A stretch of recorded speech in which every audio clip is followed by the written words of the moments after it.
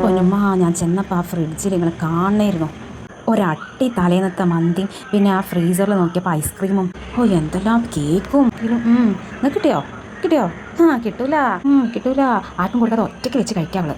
ഞാനൊക്കെ ഒരു കഞ്ഞി ഉണ്ടാക്കിയവരെ ആർക്കെങ്കിലും വേണം അങ്ങനത്തെ ഒരു ടൈപ്പാണ് ഞാൻ. നിനക്കറിയില്ലേ ഞാൻ എങ്ങനെയാണെന്ന്? എനിക്ക് ആ ഫ്രിഡ്ജിലുള്ള മന്തി കണ്ടതിന് ഓർക്കം തന്നെ ശരിയായിട്ടില്ല. അത്രയ്ക്ക് മന്തി എൻ്റെ വീട്ടിലുണ്ടായിരുന്നു. ഞാൻ നടന്ന് എല്ലാവർക്കും കൊടുത്തേനെ. എന്തൊരു സ്വഭാവമാണ് നോക്ക്.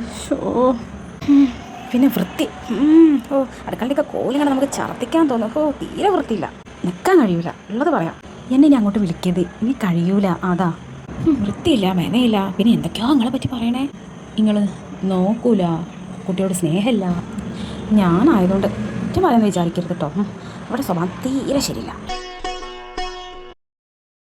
എടി എൻ്റെ മാപ്പിള വേറെ പെണ്ണിട്ടില്ലേ? അപ്പുറത്ത് സുമയ്യ പറഞ്ഞപ്പോൾ ഞാൻ അറിയണ്ടേ. എന്തായാലും അവൻ്റെ കഥ.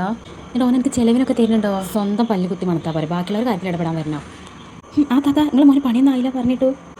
കുറേ നാളിൽ PSC നോക്കണം. അപ്പോൾ അവനെ കണ്ടപ്പോൾ എനിക്ക് തോന്നിയിരുന്നു ഓൻ വെറുതെ പോവാണ്, ജോലിയൊന്നും കിട്ടില്ല, PSC കിട്ടില്ല.